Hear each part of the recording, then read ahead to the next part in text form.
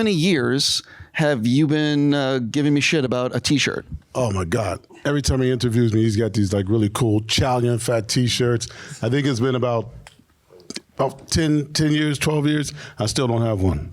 Yeah. We were just talking before I came out here about how I still owe him a T-shirt. Well, ladies and gentlemen, it's all ending tonight. Oh, you got a T-shirt for me? Oh, I'm sorry. The fucking streak is over as I reach in my back pocket and pull out. Oh, Steve, you came through. Hold on. I want to show you. I picked out a good one. Let me see what you Does anyone know Die Hard? Everyone knows Die Hard? Oh, I'm sorry. Let's take a look. Let's see what you got. There it is, my man. And it's Christmas. I like that. You finally came through, huh? He thought I was joking all these years. I was damn serious about the T-shirt, man. I knew this shit was coming, and I just want to point out Nakatomi Plaza Christmas party. It doesn't say Die Hard, but it's Die Hard. I appreciate it. Thank you. Know what I mean? We can put it on the side or something, but but it's over. Don't let me forget it, though. Right. I will not. Right. I'm sorry for making that happen, but this is years in the making. So first of all, I want to give a huge thank you to IMAX and Sony for partnering up to do the screening. Yeah, thank you, IMAX. And obviously, a thank you to you for doing this tonight. So I'm curious, if someone has never seen anything you've directed, what is the first thing you'd like them watching and why? Well, Training Day. Probably Training Day. Yeah. Why? It's a good question. Training Day was really, it was the film that was most personal at that time in my life. It was a film that I was looking for a movie like that. I was writing a story about a cat named Monster Cody, based on a book called Monster. But I couldn't get that film made. It was about the streets. L.A. Crip. He started killing when he was 11 years old. It's an amazing story. I would have completely fucked it up though if I'd have got it made, because I was focused on the wrong hero. His mother was the hero of the story, right? So back then I didn't realize that, but I couldn't get that movie made, and luckily I didn't. But when Training Day came, it was another way in to tell the stories of the streets that I know well. So I read, I could be wrong about this, that something happened to you when you were 15 years old that changed your life and literally helped you on this path to becoming a filmmaker. Yeah, I was wrong place, wrong time. I was shot when I was 15. Going to the store to get macaroni and cheese for my mother back in Pittsburgh. It was raining and a guy got robbed and he just stepped out with a shotgun. He just started shooting. And me and my buddy Clifford just happened to be cutting through an alleyway. And luckily there was an A&P supermarket we could run into. And that changed my life, really. Just simply because, it makes you realize how fragile life is, how quickly it can go. And if you got dreams and aspirations, you better do it right now, because tomorrow's not promised. The next second is not promised. I was talking back to my grandmother. She said, God doesn't like ugly. Boy, was she right. And so, after that, I started going to the movie theaters quite a bit after that, just to not be in the streets. Yeah. I'm curious, you've directed a number of things. Which of your films do you think changed the most in the editing room in ways you didn't expect? Well, that's a really good question. They all change in ways, right? Movies change from the script form it's made. One movie, you storyboard a movie, you design a movie, you cast a movie. And each thing you do, it keeps changing and evolving. And by the time you film the movie and get it to the editing bay, it's changed again, every one of them. And then when you put it in front of an audience, it's a different movie, because the audience comes in from a different perspective, right? So they all change quite a bit, The Equalizer is a movie that developed a little bit in the editing bay. The first one or the third one?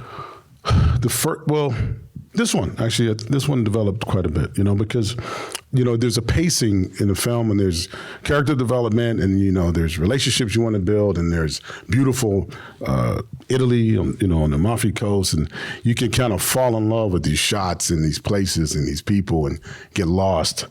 and trying to find the right rhythm, the right pace, the right tone, giving the audience enough of each character so they feel fulfilled and you feel like there's relationships there, developed quite a bit with this one. Because there's more. There's a lot of things on the editing room floor that just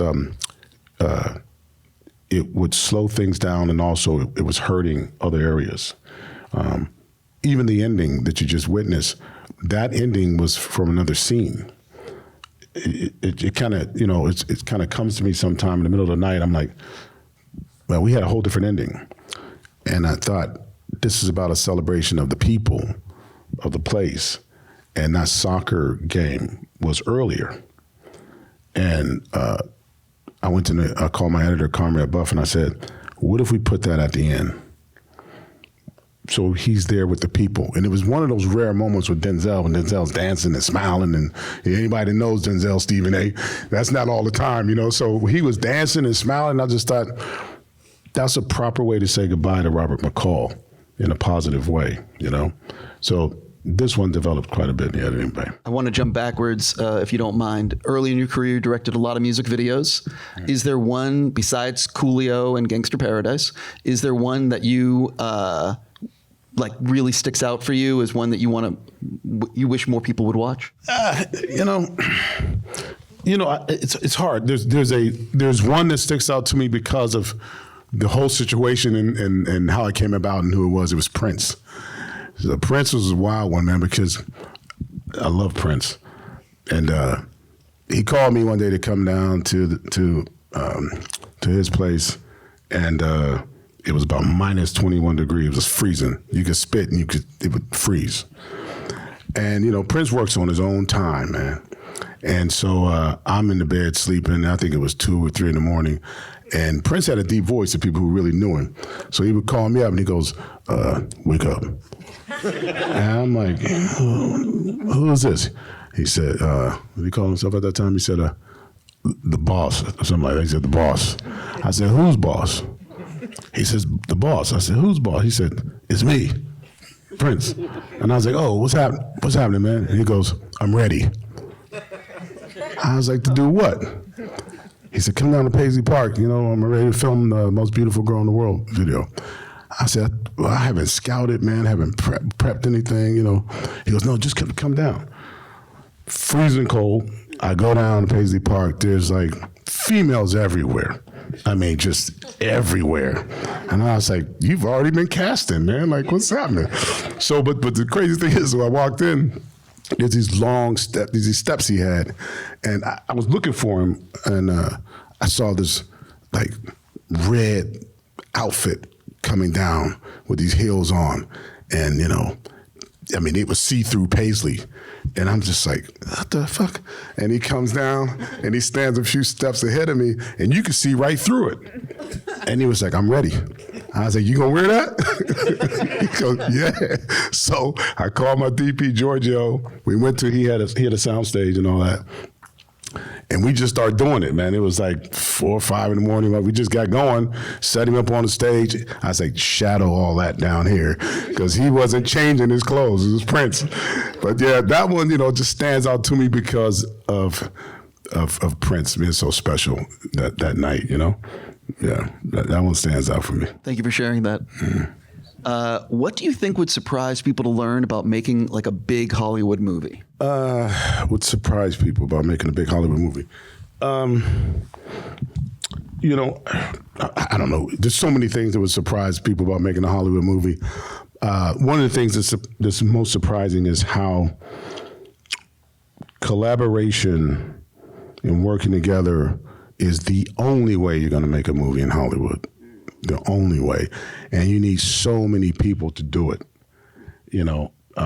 I tell PAs and everybody else, this is your movie too. Your name's on it forever as well. You know what I mean? So get it together, right? If that's what you want to do. But I think the compromising is normally a bad word. And it's not really in a Hollywood movie, because sometimes compromising in the right way with a positive attitude could lead to something you never saw coming. I've had many arguments with like Tom Rothman. I love Tom. Me and Tom disagreed on a lot of different things.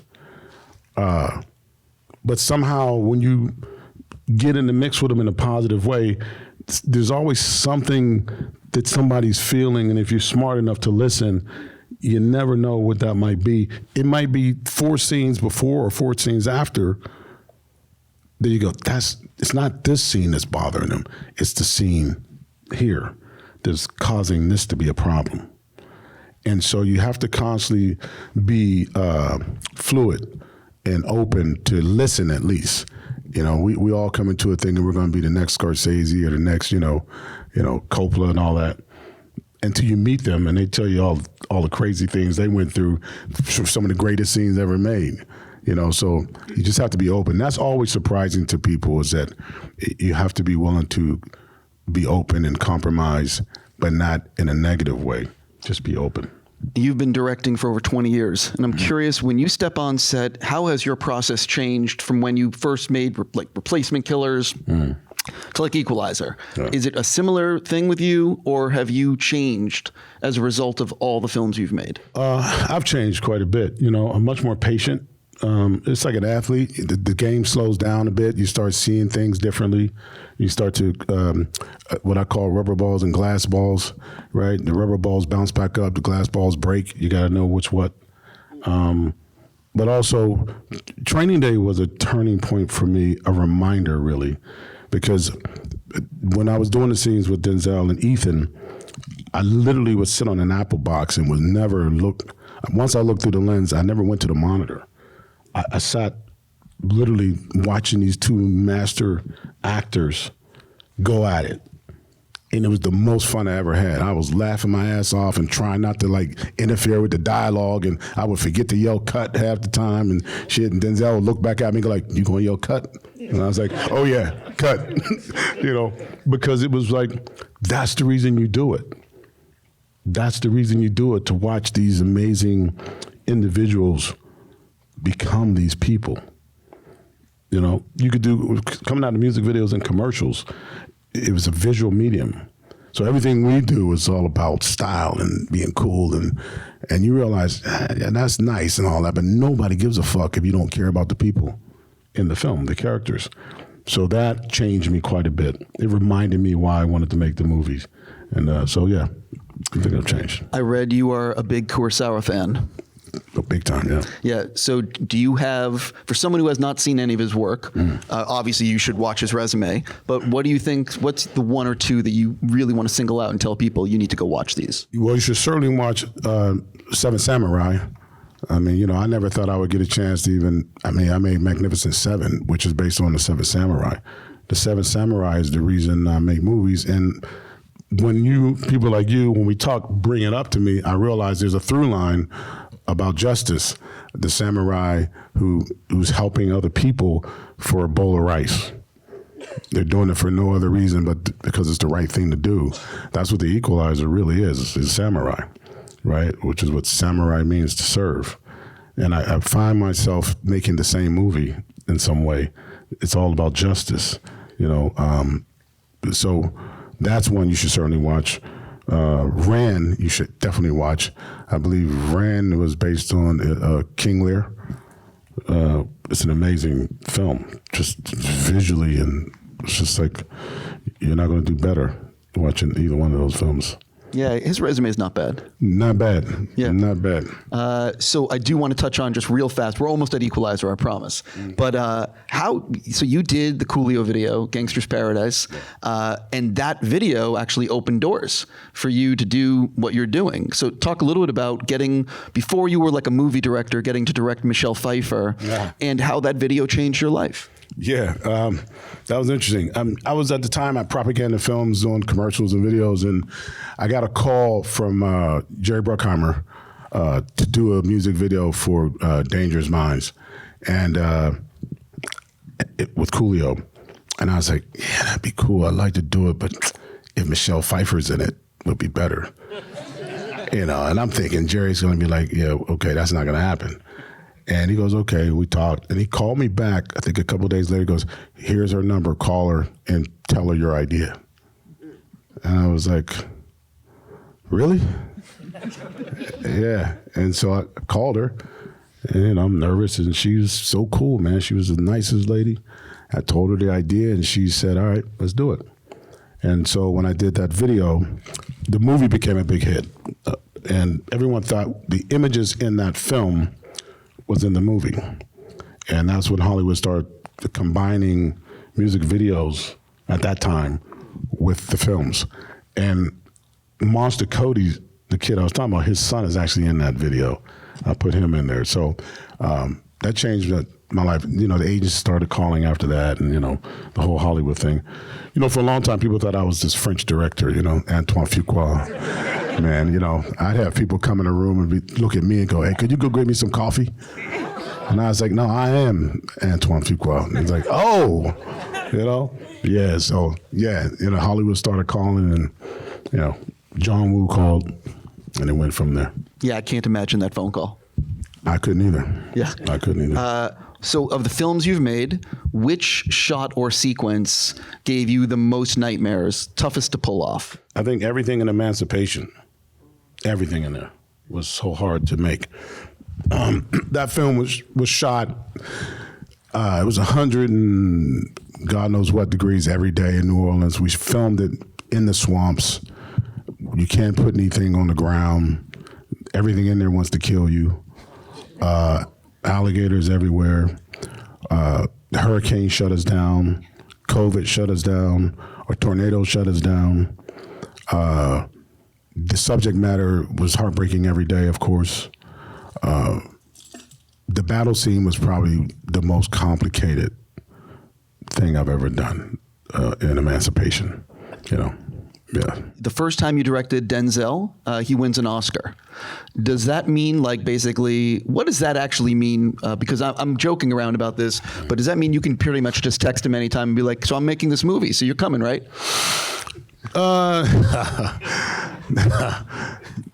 Yes and no. So I said, Denzel, I need to have a coffee with you, man. I want to talk to you about this movie. And he goes, all right. So we get together, and I said, all right, I had a whole pitch. It's like, so the sun is coming up.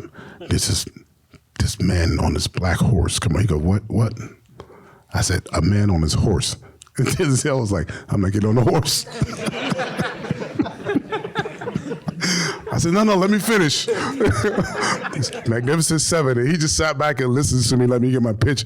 And like halfway through my pitch, I'm thinking, Denzel's going to get up and walk away any moment. He's going to be like, nah, I'm not getting on the damn horse playing a cowboy, you know.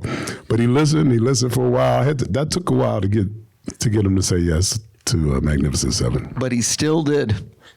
But he still did. Yeah, he still did. Jumping into Equalizer. So you've now made 3 films. And the thing about Hollywood is that they always talk about, oh, like, we'll make a sequel, blah, blah, blah. Shit never happens. Right. But what is it about this character in these films and that resonates with so many people that is the franchise of you and Denzel? Well, I mean, Denzel himself is a draw, obviously. With Sony and the producers, Todd Black and Jason Blumenthal, at one point we did a test, just asking people random tests. I think they did a whole survey. What was most important to most people? And money, fame, or justice? What do you think won? Justice. It's about justice. People want justice, even if it's in a Hollywood fun way. They want justice, and they want to see Denzel Washington dishing it out, you know. But the bad guys have to be real bad guys, you know, and it's got to feel like there's a connection because he's a working man's hero. He's an everyday hero. He's not flying around in kites and doing flips and all that shit. You know, he's like a guy, he could be anybody in his room, you know. I think people are connecting to that accessibility. So I've read that this is the last installment of this franchise. I'm going to just use one word. Why? Well, I mean, I think we've explored Robert McCall enough. You know, everything has to come to an end. I think it's a nice send-off that he's found a place. Because the first one is about finding purpose. he was trying to find a purpose, and he found it. The second one is about dealing with the past. His wife dying, Susan getting murdered, his friends betraying him, the popes, and he had to deal with his past. And this one is about finding a place in life, you know, that you feel that could be home and some peace. Where do you go from that? Prequel? I'm curious how you ended up in Italy, because the first two. How you gonna ask somebody how you end up in Italy? No. What? No, there's obviously the whole world. So how did you pick Italy besides the amazing food and wine? Well, the vino. No, Denzel loves Italy. He's been going to Italy with his children since they were babies, Positano and the Mediterranean, and then he introduced me to it years ago. So I started going there a lot and spending time there on the Amalfi Coast. And we talked about different places, but I wanted it to be a place that he felt at home, that he felt comfortable with. Also, I forget which film I was promoting. Me and Denzel were together in Rome, and we walked out of this restaurant, and we couldn't get down the street. It was so many people that found out he was there. It was just packed, just like crazy, like the Beatles. And I was like, let me get the fuck out of here, man, because he got bodyguards. You know, I'm by myself. I'm with Denzel and his people, you know. But I realized what an international star he was, and Italy was a place that felt warm to him. And I watch how people respond to him in Italy. When we sit and have dinner together and Mama comes out, you know, and she's like feeding us, like she wouldn't stop feeding us, you know, and the wine kept flowing, and they just loving. And I said, let's set it somewhere that he feels comfortable as well. So that's how Italy came out. Plus, it's also an amazing place.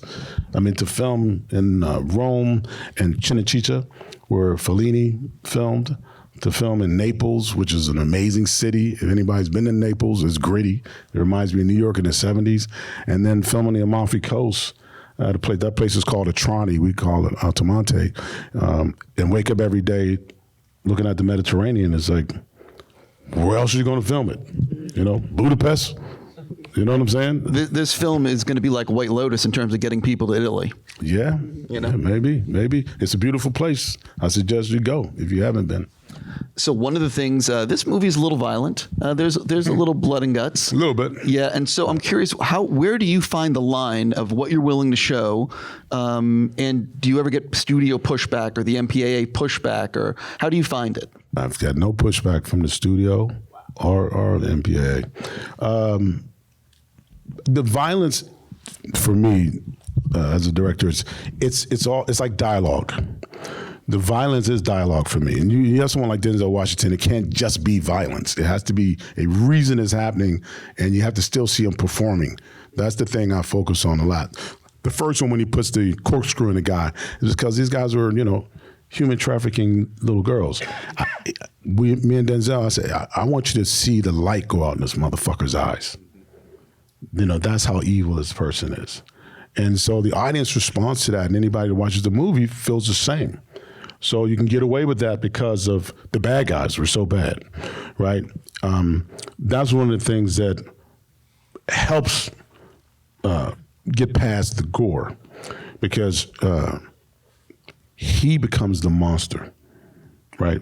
It's like this movie in particular, Equalizer 3, is about they're terrorizing people, right? They're terrorists. That's what they are, all right? And so what happens when you flip that?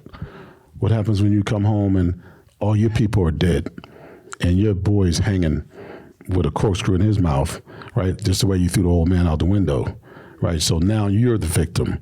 Now you're being terrorized.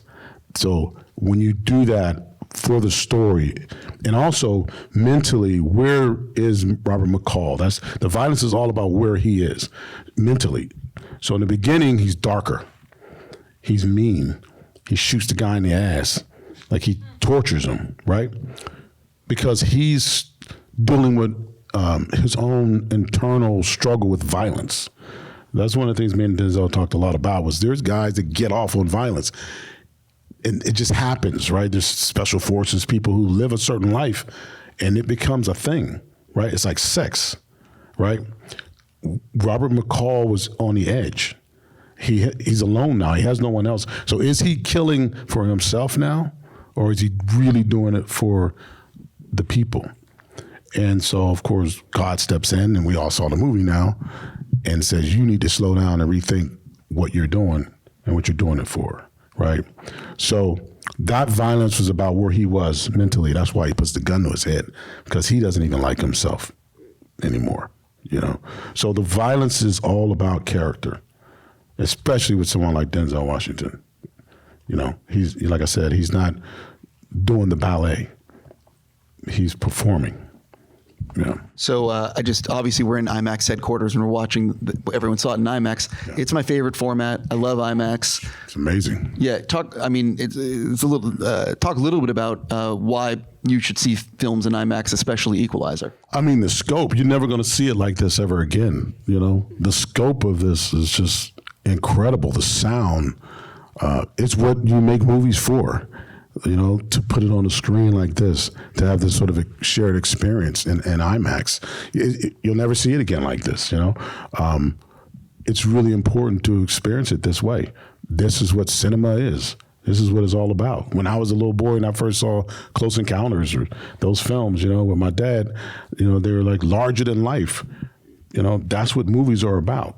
So IMAX is the best way to watch it. Yeah, there's nothing like, I mean, it's everyone says it, but there is really nothing like seeing a movie in a movie theater. It's just nothing like it. It's a shared experience. That's what we make it for. Like I said, movies are remade. You know, you make a movie, I sit there by myself in the screening rooms and stuff, you know, with my popcorn and Coke, and yeah, it's great, you know. And then I get in the room with like 3 or 4 other people. It changes.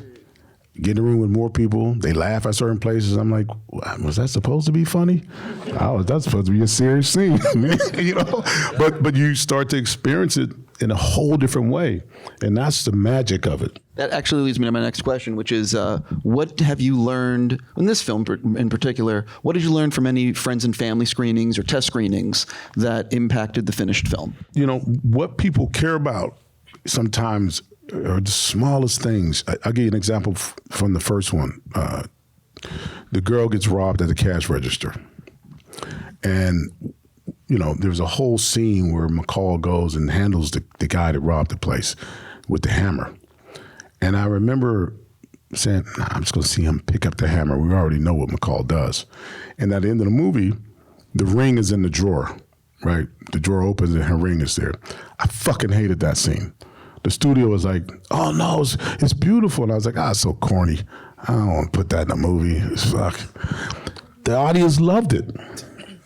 They loved the sentiment of it. They loved it, you know, and it was like, sometimes, you know, we get so caught up on how fucking cool we are and what we think we know until you get in a room with a bunch of people, you don't know shit.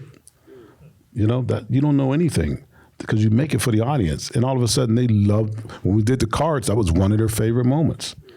So that's a big lesson. Talk a little bit about, I'm curious what it's like in the editing room and how much does Denzel visit you in the editing room and how much it, never? Ever. He's never visited me in the editing room. Denzel doesn't come look at my monitor. That's part of our relationship. On training day, we did that scene in the cafe when he tells Ethan Hawke to pay the bill. I got what I wanted, and you know, Denzel Washington. I'm like, D, you want to come over and look at the monitor? He said, man, you flying this ship. He said, you flying this plane, man.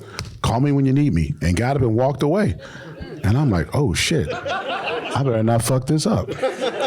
Like but that sort of trust, you know, and it freed me, right? And we had an agreement that we never tie each other's hands, right?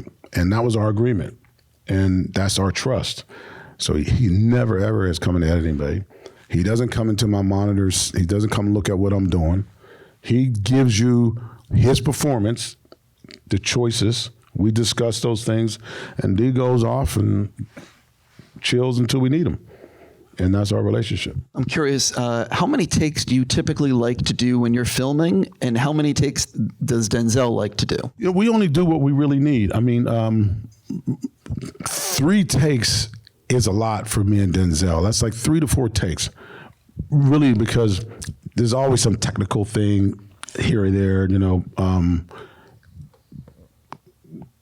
We both believe in and every actor is different, right? But you only get that moment once. That's what makes great actors great actors. You get that moment once, right?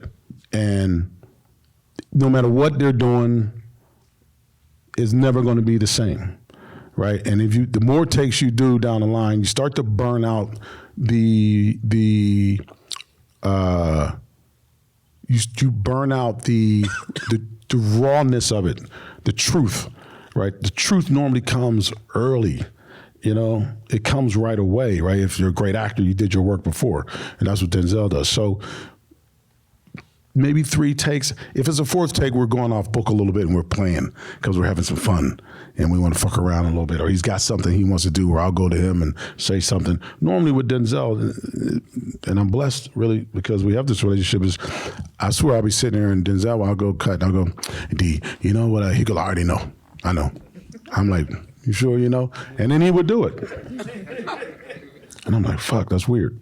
Or I would go to him and say, I want you to adjust something.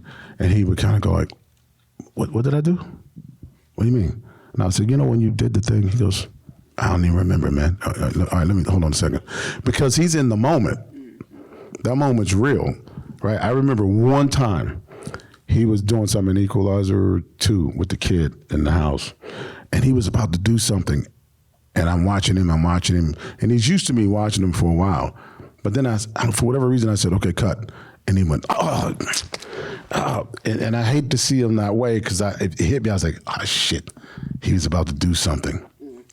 That was gone forever. I didn't even know what it was he was going to do. It was something he was about to do, and I fucked that up, right? Because you only get that moment once.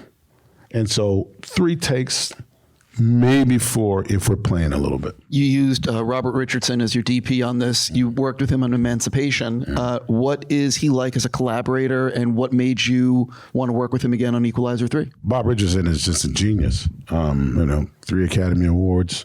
He worked with the greatest directors that my heroes as well, Oliver Stone, Martin Scorsese. He shoots Quentin's movies and things like that. He's like a little wizard, man. With that gray hair, he's just magic. And he doesn't sleep. He's a lot like me. He's up all night sending me images and fucking long texted. Sometimes I don't know what the fuck he's talking about, but he's like brilliant, and he's one of these, he's a brother, man. I love him, and we're so similar. On Emancipation, there's alligators in that fucking swamp. And, when I first asked Bob to do the movie, he goes, fuck no, I hate snakes. I'm not doing it. And I talked him into doing it, but he was in the swamp with me, man, knee deep, going out to these places. Like he was like a warrior, man. And Bob is on the set before everybody. I kept trying to beat him to the set. I'm like, I'm gonna beat him today. I'm gonna beat him. And he would be up all night. I'm like, when the fuck do you sleep? And he would be on the set before me every time. I've never beat Bob Richardson to the set. But he's just one of these people that loves cinema. He loves it. He's an artist, and he's a filmmaker. We discuss script, character. We spend a lot of time together. Genius. So Roger Deakins famously shoots with 1 camera, and Ridley Scott will do 6 or 8 cameras and shoot, completely radically different ways of working. And I'm curious, which way do you like to work, and has it changed through your career? In the beginning, I liked a lot of cameras coming out of commercials and videos. You want to capture everything. You're shooting every fucking angle. Just like, as I mature, 1 camera is really the focus. But every once in a while, I'll have maybe 2. Depends on the scene, right? But it needs to be very specific to what I want. It's not a hose it down thing. 1 camera is what it's really all about for me now, because it's all about the relationship between me and that frame has to be complete. I can't think about the other cameras anymore, right? Because when you're younger, you are not confident enough. I wasn't when I was younger, I didn't want to miss anything. But now, I'm I'm pretty precise. How much do you let go, and are you willing to let your second unit director take on stuff? And how much you like, fuck, I'm shooting that? I'm always like, fuck, I'm shooting that. But I met Rob Legato, who shot for Scorsese as well, through Bob. And Rob, I have complete trust in. I mean, we discuss everything. I storyboard everything, lay it out. And then, you know, I always give an artist like that room. You know, we get what we want, but then he'll see something and like, shit, go get it. You know, in Emancipation, there's some great shots in there with the horses chasing that Rob shot. You know, I told him what I wanted, and he would go over there and shoot it. But they bring it to me right away, immediately, and I see it right away. But yeah, if you got a great artist, you got to let them, you know, fly a little bit. So I'm curious, in the editing room. By the way, he's got 3 Academy Awards too, I believe. So, you know, I don't have one. So I think Rob can shoot a couple things for me. I'm curious how long the film is like an hour and 45 minutes or so. How long was the cut that you had? Was there a longer cut of the film that you were super happy with? How, you know what I mean? Did you? Yes, this film was never more than, it was about, I'd say 2:15, and I wasn't happy with it. That's what I mean. I couldn't find the rhythm of it at first, for whatever reason, you know. And I think a lot of it had to do was because of coming out of Emancipation. You know, the whole thing. I'm not going to get into that, but the whole Academy thing. It took a toll on me a little bit that I didn't realize, you know, and I had to catch up to myself a little bit. So my rhythm was off, you know, and so when I got into the editing bay, my rhythm felt off. And it took me a while, and I had to watch it and let it come to me more and more and more, to where it felt right. The heartbeat felt right. And then as I chiseled away, I was still like, oh, this is getting better. And I chiseled some more, and I was like, I'm still not missing it. And I cut this out. And I was like, I didn't miss that at all. And I kept going until I felt like, okay, if I go any further, I'm going to hurt it. You know? And then I called Conrad, like literally in the mix, the day before we finished, and I was telling him, let's put this thing back. Let's put that back. He's like, what the fuck are you talking about? Like, the movie's done. I was like, got to put it back. Got to find a way to do it. Because then I started putting a couple things back in, right? Because my rhythm was just off, and things were coming a little late to me. I'm curious what you are like directing on set, and not with Denzel, because obviously you have a shorthand, but with other people. Mm-hmm. How do you like to direct, and what do you do when you're not getting what you want? When I was younger, I would yell, which was stupid. I was mean, I think, because I just didn't, you know, some of it comes out of fear of failure. You know, you react like a fucking child. And that doesn't get you what you want. Now, you know, like I said, I'm much more patient. I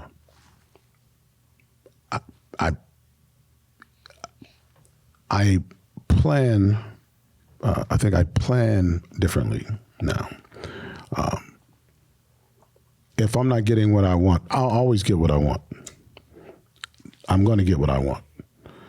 But sometimes, like I said, the compromise is, okay, I can't get exactly what I want, but I'm going to create something out of this moment, right? Whether not enough money, anything can happen, you know, all kind of weird shit, right? Now my strategy is, okay, what's the gift, right? If I have done everything I can do to get everything I can get out of this, but I can't get what I want, what's the gift? You know what I'm saying? There's a gift in there somewhere, right? That's how I see it. Because if I've exhausted everything, what's the gift? And sometimes that's like, you know what? Fuck, this is actually better. Sometimes. Sometimes. Sometimes. There's some days where I don't even watch my own films back because I remember those moments where I didn't get a fucking gift, and I'm like, shit. I wish I could have done that a little better, you know? So yeah, but that's my directing is much more patient, and Yeah. We're nearing the end of our Q&A, but I do want to ask you, you are possibly making a Michael Jackson film. Yeah. Yeah. I'm very excited about that. Yeah. Absolutely. I can't get into it right now, obviously, but man, I'm telling you, I'm very excited about that movie. I'm very excited about telling Michael's story.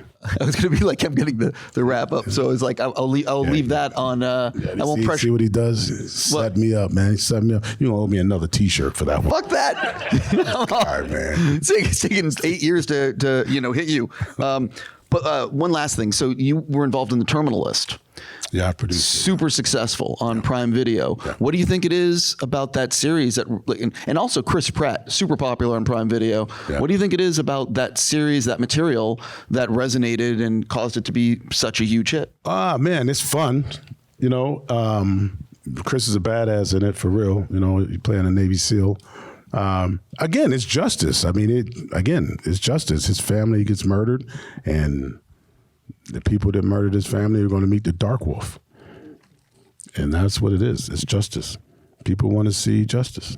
That's what it's all about. I know they're making, I think, a prequel series or a sequel. Not they, we. Yes, yeah. We are doing it, yes. I was going to say, how is that moving along? Well, the strike stopped everything, obviously, but we're moving along. We were at a good click. You know, we're excited about it. You know, Chris and the team, we're ready to go. As soon as they, solve the issues, we're off and running. On that note, I'm just going to tell everyone, if you enjoyed The Equalizer 3, there's this thing called social media. May I suggest using it? Please, yeah. And on that, if you like it, if you're positive. If not, just keep it to yourself. It's all good. And on that note, ladies and gentlemen, Antoine Fuqua. Thanks, guys. Thank you, guys.